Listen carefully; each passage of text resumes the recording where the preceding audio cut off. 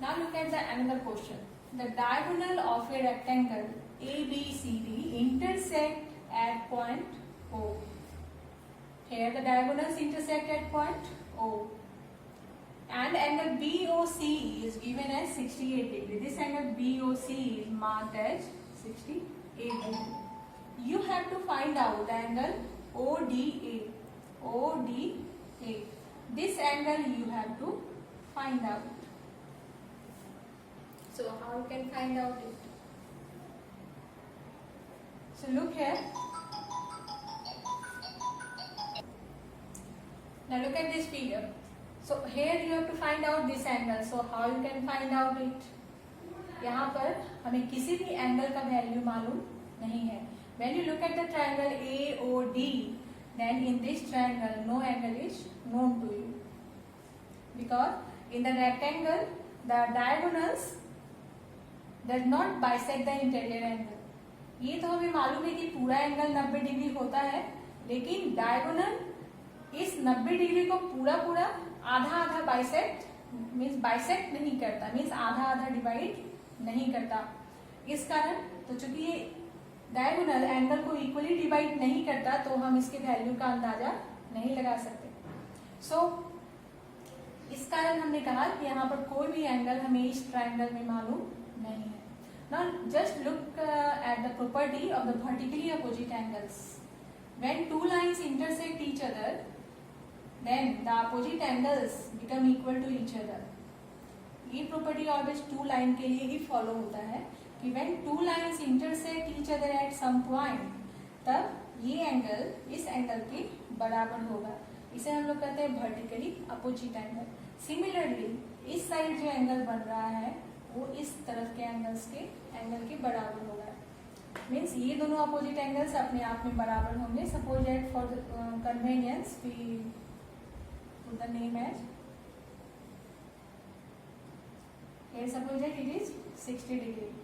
Then when this is 60, then this automatically become 60 degree. So and it is a straight line. ये एक straight line है, तो straight line पर linear pair तैयार करते हैं हम लोग. तो लीनियर पेयर जब तैयार करेंगे तो ये 60 डिग्री होगा, तो ये क्या होगा 120 डिग्री. तो जब ये एंगल हमें 120 डिग्री मालूम चल गया, दैट मीन्स ये एंगल भी कितना हो जाएगा 120 degree. So it is called the vertically opposite angles property. So again you can find that here the two lines AC and BD intersect each other at this point. So why 68 degree this angle become vertically opposite to this angle.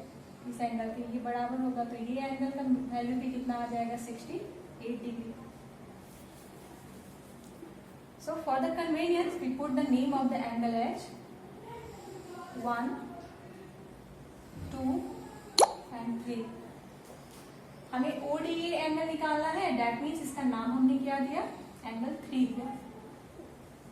और BOC दिया हुआ है और इसका नाम हमने क्या दिया है, इसका नाम यहाँ हम लोग 4 डाल देते हैं. तो ये हो गया एंगल 4 के नाम से इसे हम जानेंगे. ना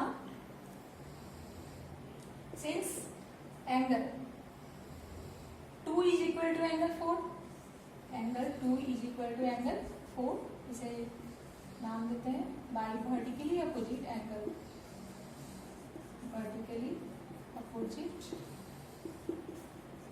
angles. So this imply angle 2 is equal to angle 68 degree. So angle 2 का वैल्यू हमें मालूम चल गया 68 डिग्री. अब हम लोग देखेंगे आते ही इस ट्रायंगल में. We know that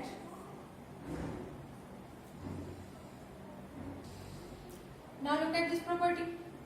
We know that diagonals of a rectangle are equal and they bisect each other, जैसा कि हमने पिछले क्वेश्चन में पढ़ा था. तो when the diagonals are equal, that means their half parts are also become equal to each other. So here we look at since so AC is equal to BD.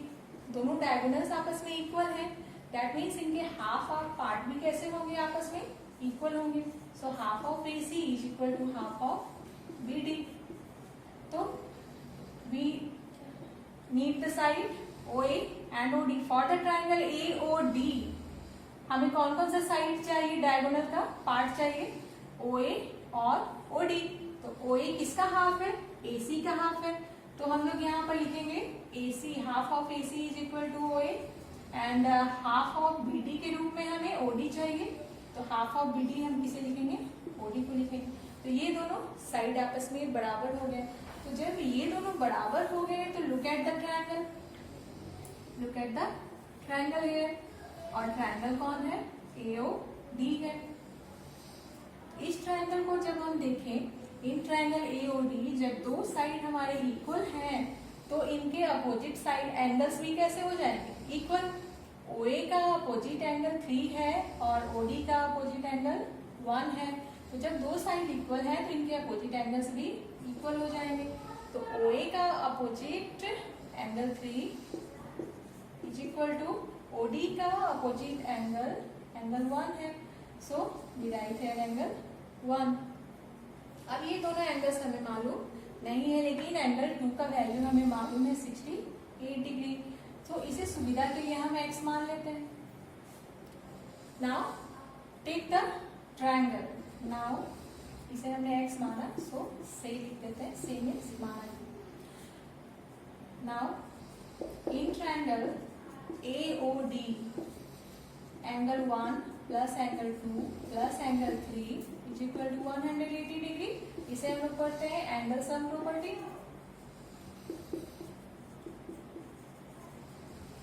For a triangle,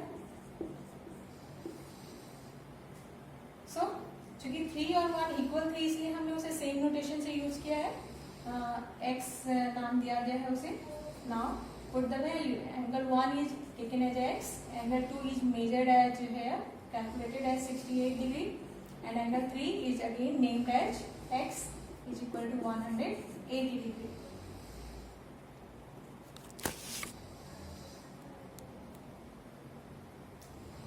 So this implies x plus x 2x 1x 1x become 2x plus 68 degree is equal to 180 degree.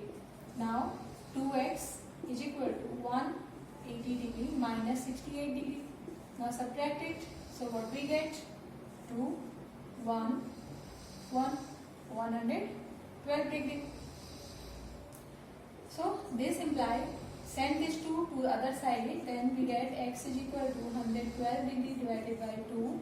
That means 56 degree. तो value कितना आया, 56 degree.